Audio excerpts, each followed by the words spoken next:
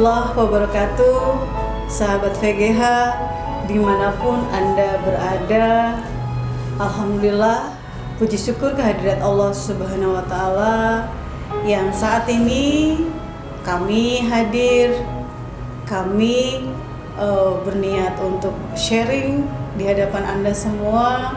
Saya Nenek Teresia dan suami saya Bapak Bambang Sutejo, yang kali ini Allah izinkan untuk sharing tentang pengalaman kami menjalani dan sekaligus survive daripada COVID-19. Sahabatku, ketika kita saat itu terpapar COVID-19, ada hal yang perlu kita pahami bersama. Karena ini adalah pengalaman pribadi saya bersama Pak Bambang pada saat itu. Kisah ini diawali saat kami melakukan perjalanan yang sekaligus untuk bertugas ke wilayah Bogor, Jawa Barat. Kami berangkat saat itu tanggal 24 Desember dan sudah memiliki beberapa agenda kegiatan di sana. Jadwal pertama adalah berkunjung ke makam ibu saya. Dan saat itu saya pun sudah berbicara, mohon izin daripada penjaga makam bahwa saya ingin membuat sebuah video yang mana saat itu tujuannya untuk sharing tentang kematian, mengingat kematian. Itu satu topik yang sampai saat ini belum kami publish, karena akhirnya kami harus diingatkan kembali dengan perjalanan kematian itu. Lalu setelah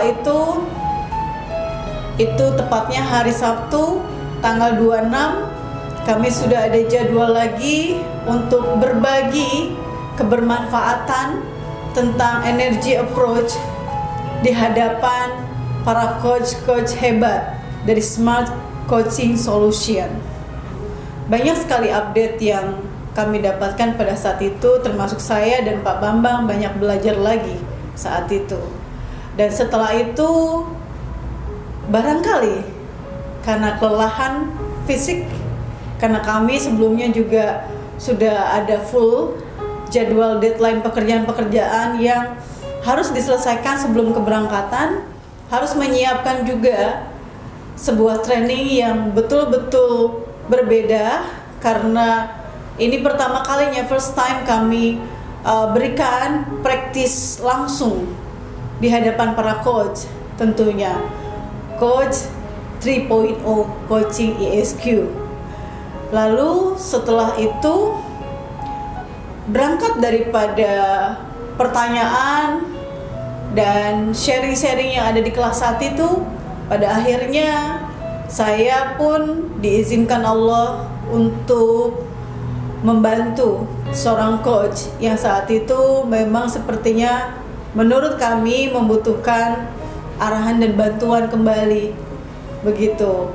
Yang pada akhirnya sampai dengan hari Minggu, hari Seninnya itu tanggal 26, 27, 28 itu full mengurusi urusan energi, dan selesai menjelang zuhur di tanggal 28 hari Senin itu. Saat itu kami sudah tidak lagi berpikir untuk membuat konten yang paling baik, karena alam di Jawa Barat, khususnya Bogor, Puncak, itu yang tadinya menjadi destinasi tujuan kami untuk membuat konten yang akhirnya akan di-share kembali kepada banyak orang, itu akhirnya tetap gagal karena banyak hal. Di antaranya adalah kelelahan kami dan juga kondisi saat itu yang banyak sekali aturan yang berlaku. Kami tidak ngotot, kami tidak ngoyo, kami selalu memasrahkan ketentuan itu pada Allah Subhanahu wa taala. Kami pun bersyukur sudah Allah sampaikan kami mampu berbicara di depan para coach yang hebat-hebat dan luar biasa. Jadi itu yang sangat kami syukuri. Hal yang lain kami pasrahkan karena izinnya lah yang berlaku. Nah, setelah kami bertemu dengan Coach Nano dan Coach Wangsi saat itu, kami berdiskusi, kami merasakan diri kami masih baik-baik saja. Sampai pada akhirnya esok harinya, sebelum kami pulang ke Lampung, saya sudah tambah kelelahan saat itu, dan kemudian hanya mencari beberapa oleh-oleh yang ada di sekitaran Bogor, sekitaran hotel bahkan, begitu, tidak jauh jaraknya. Dan itu sudah selesai karena esoknya, hari Jumat tanggal 1 Januari, jadwal kepulangan kami kembali ke Bandar Lampung.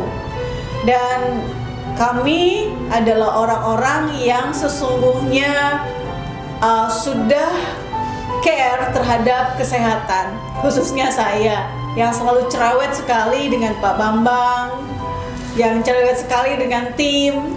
Jadi saya cerewet bagaimana menjaga kesehatan, protokol kesehatannya seperti apa, ada di tempat umum bagaimana, kemudian suplemennya, vitamin-vitamin yang mungkin orang awam karena belum konsultasi ke dokter tentang kesehatan pribadi begitu.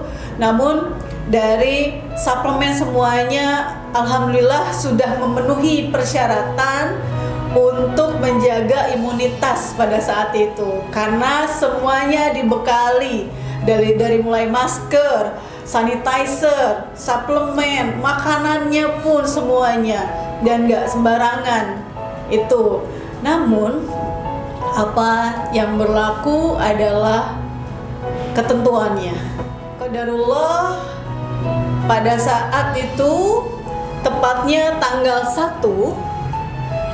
1 Januari setelah pulang, kami hanya sempat membeli makan di dalam perjalanan itu di rumah makan Padang yang sepertinya memang saat itu eksklusif, artinya memang nggak banyak orang, terus kemudian bersih juga, sebelum kami ke pelabuhan, karena kami menyeberang dengan menggunakan kapal.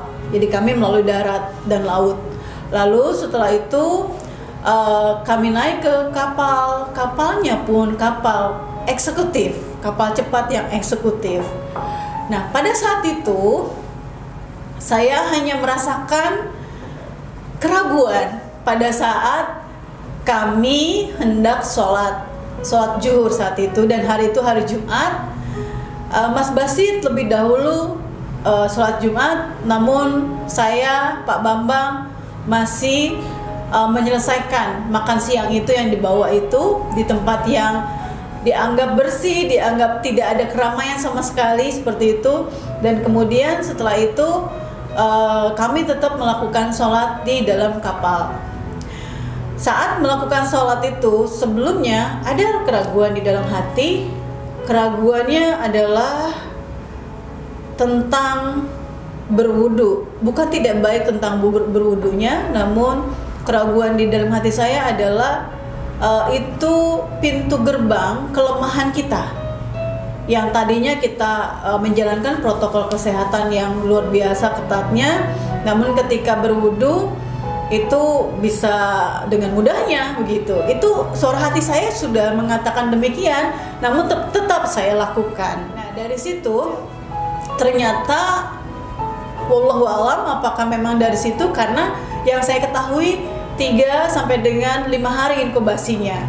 Kalau ternyata tanggal 1 itu dimundurkan lagi, berarti antara tanggal 27 dan tanggal 28 misalnya begitu, karena sampai tanggal 31 ya saat itu. Tanggal 27 itu saya nyatakan juga keberadaan saya semuanya dengan tim saya itu insya Allah saat itu yang mata saya yang saya bisa upayakan adalah aman, begitu. Namun kembali lagi, wallahu alam, hanya Allah yang tahu di mana, karena COVID itu adalah makhluk ciptaannya yang kecil namun luar biasa, menggemparkan seluruh isi dunia.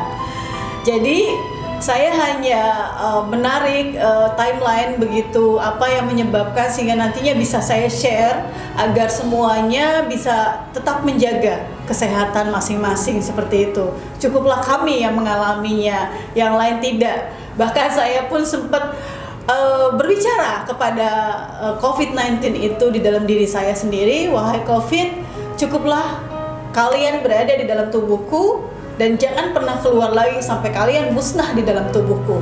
Itu sempat saya katakan seperti itu.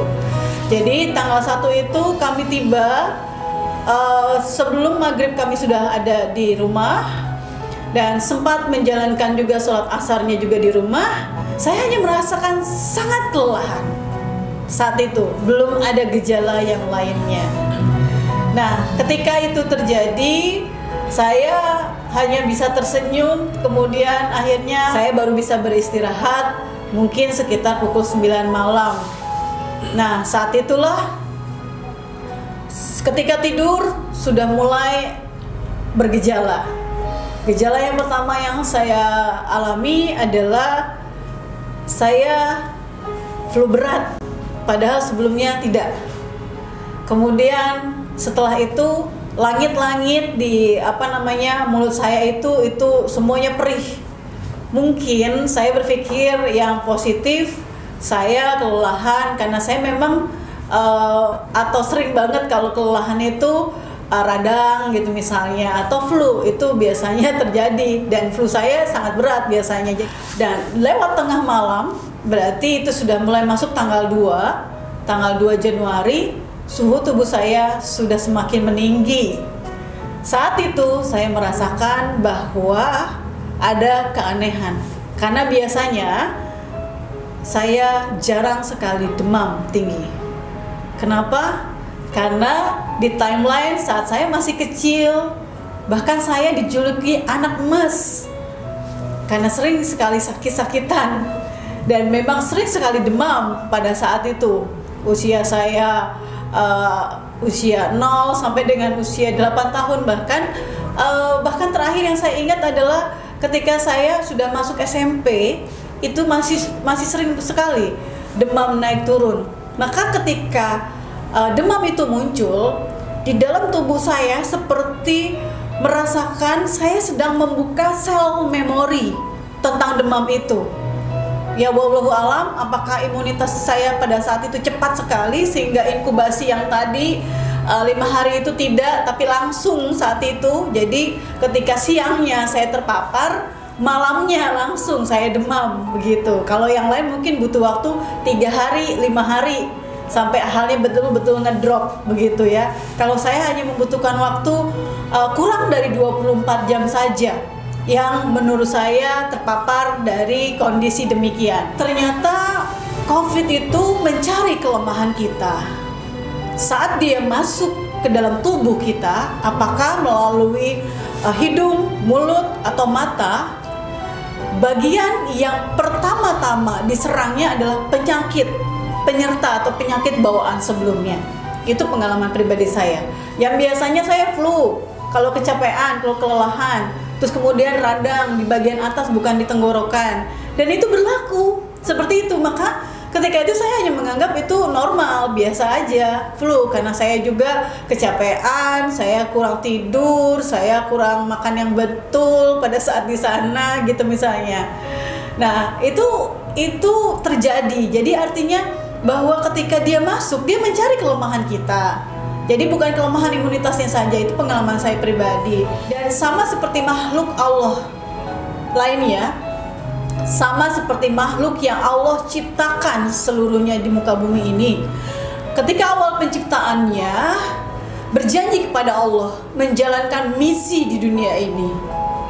Namun ketika dia terus bermutasi dan berkembang lebih banyak lagi, yang ada bukanlah janji dipenuhi oleh kepada Allah Subhanahu wa taala, melainkan perkembangbiakannya menjadi COVID yang baru. Jadi yang awalnya dia sudah berjanji kepada Allah menjalankan misinya di dunia ini untuk mengingatkan manusia tentang banyak hal, yaitu kesehatan, kesombongan, kematian, banyak hal yang lainnya. Namun pada akhirnya ketika dia bermutasi dan berkembang biak lebih banyak lagi di tubuh manusia, itulah sama seperti makhluk yang lain, sama seperti kita. Ada yang kufur, ada yang kafir, dan bahkan juga ada juga yang taat terhadap janjinya. Karena ketaatan tetap yang diminta sama Allah semua makhluk yang diciptakannya. Jadi ketika COVID berkembang biak di dalam satu tubuh manusia yang terpapar, saat dia bermutasi, yang saya temukan adalah bagaimana mutasinya itu mampu berkembang menjadi virus dengan varian baru lagi. Jadi saat pertama kali menjangkiti manusia, memaparkan kepada manusia, yang COVID temukan, yang virus ini temukan adalah manusia-manusia yang tidak beriman kepada Allah Subhanahu wa taala. Dan pada saat itulah dia semakin berkembang biak, akhirnya menjadi ganas, bahkan melampaui batas dan melupakan janjinya, misinya di dunia ini, misi kepada Allah Subhanahu wa taala. Akhirnya yang saya alami, yang saya rasakan, virus ini, COVID-19 ini didomplengi lagi oleh penyerta yang lain, yaitu dari bangsa jin. Mereka sifatnya panas, begitu. Jadi jin yang sifatnya setan, jadi penghantar itu semua. Kenapa demikian? Kok bisa Bu Nenen mengatakan demikian? Iya, karena ketika pertama kali dia menjangkiti orang-orang yang jauh daripada Allah, orang yang jauh daripada keimanannya, sehingga akhirnya mutasi yang baru, bentuk varian baru untuk menghancurkan manusia tanpa pandang bulu. Kenapa? Karena kalau tugas utamanya awalnya yang saya pahami adalah mengingatkan seluruh umat manusia di seluruh muka bumi ini, di seluruh dunia. Namun pada akhirnya ketika dia bermutasi, ketika membentuk varian baru, akhirnya tidak memandang lagi apakah manusia itu beriman ataupun kufur maupun kafir. Semuanya dia paparkan.